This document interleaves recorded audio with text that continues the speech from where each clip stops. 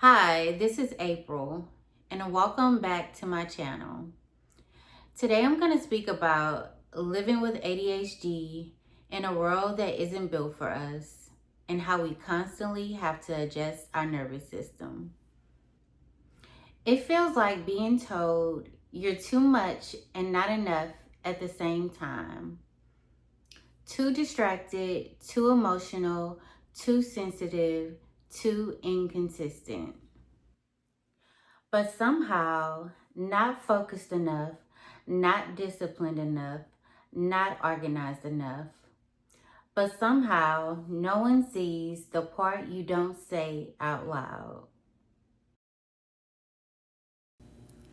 Living with ADHD in a world that isn't built for you feels like constantly adjusting your rhythm to match a system that was never designed with your nervous system in mind. It feels like being told you're too much and not enough at the same time. Too distracted, too emotional, too sensitive, too inconsistent. But somehow also not productive enough, not focused enough, not disciplined enough. There's a quiet exhaustion that comes from trying to translate yourself into a language the world understands. Deadlines, schedules, rigid mornings, linear productivity, sit still, focus, don't forget, be on time, don't interrupt, finish what you start. And when you can't do those things the way other people seem to, you start to internalize something. Maybe I'm broken. Maybe I'm lazy. Maybe I just don't try hard enough. But ADHD is not a character flaw. It's a different operating system. And the world rewards one specific kind of operating system: structured, linear, predictable, steady. ADHD is non-linear. It's interest-based. It's momentum-driven. It's emotionally sensitive. It's intense. We live in a world that worships consistency.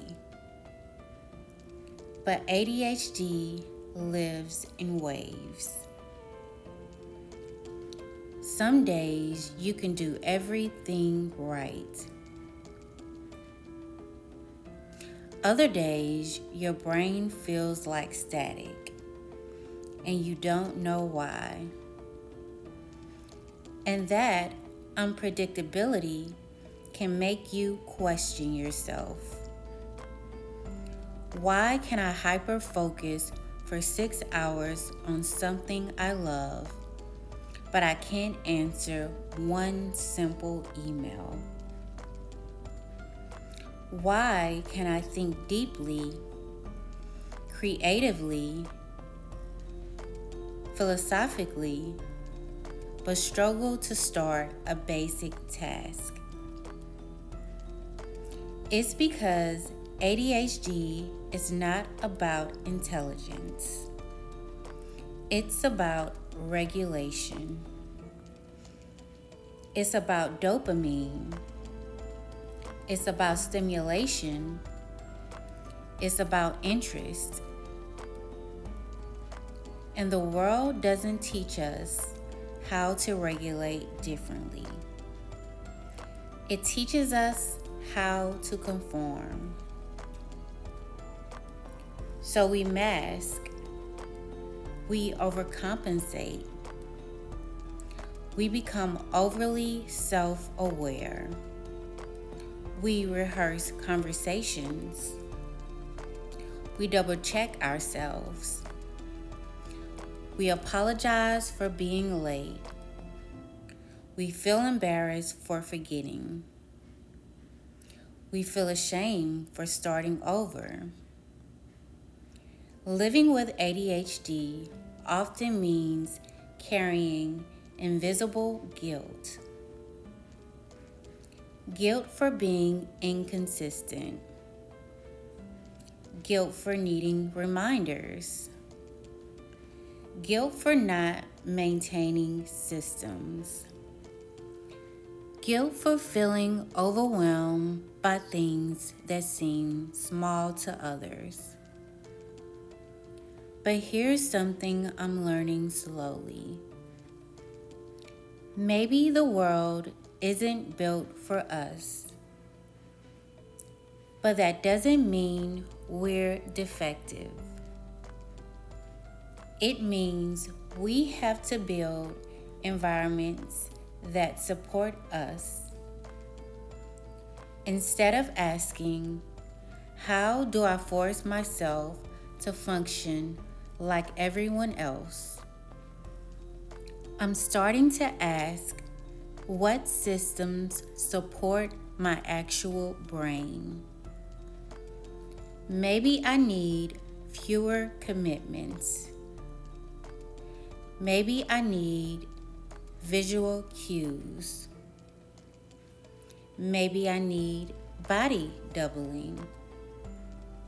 Maybe I need timers. Maybe I need to work in bursts.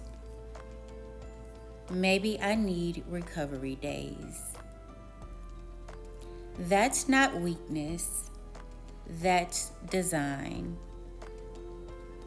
ADHD brains are sensitive to overstimulation, noise, clutter, emotional tension, too many open loops, too many unfinished tasks. And when everything feels loud, even small tasks feel impossible. The world says, just push through.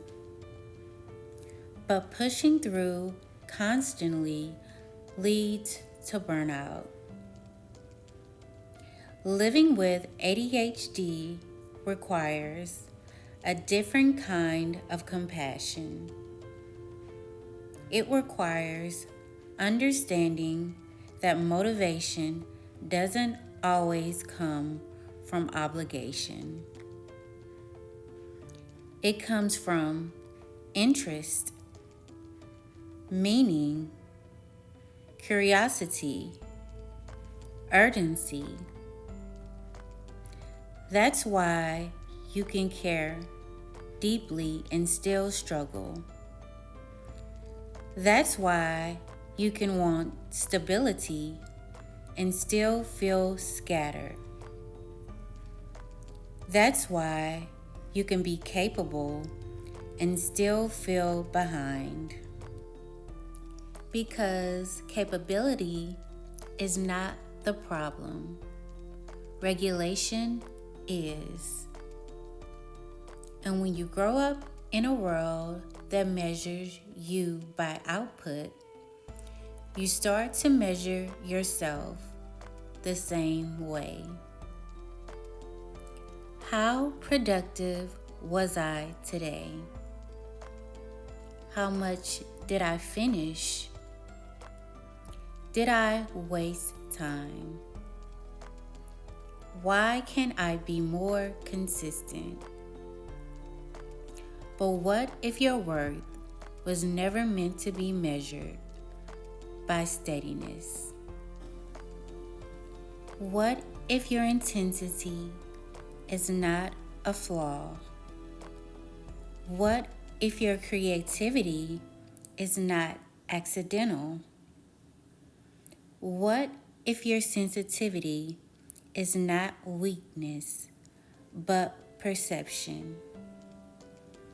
ADHD brains notice patterns, make connections, feel deeply, think neurodivergently. But that doesn't fit neatly inside corporate boxes. It doesn't fit neatly inside rigid structures. And that's why so many adults with ADHD feel like they're constantly adjusting themselves. We shrink, we mask, we overperform when we can, and then crash. Living with ADHD when the world isn't built for you is not about trying to become someone else. It's about learning yourself deeply enough to design differently. It's about choosing compassion over criticism. It's about building systems that work for you, even if they look unconventional. And maybe the world wasn't built for you, but you can build a small corner of it that feels safe. And that is not weakness, that is wisdom. The kind of wisdom that comes from living inside your own mind long enough to understand its rhythm. The kind that stops asking, why can't I be different? And starts asking, how can I support who I am already? That shift is subtle, but it changes everything.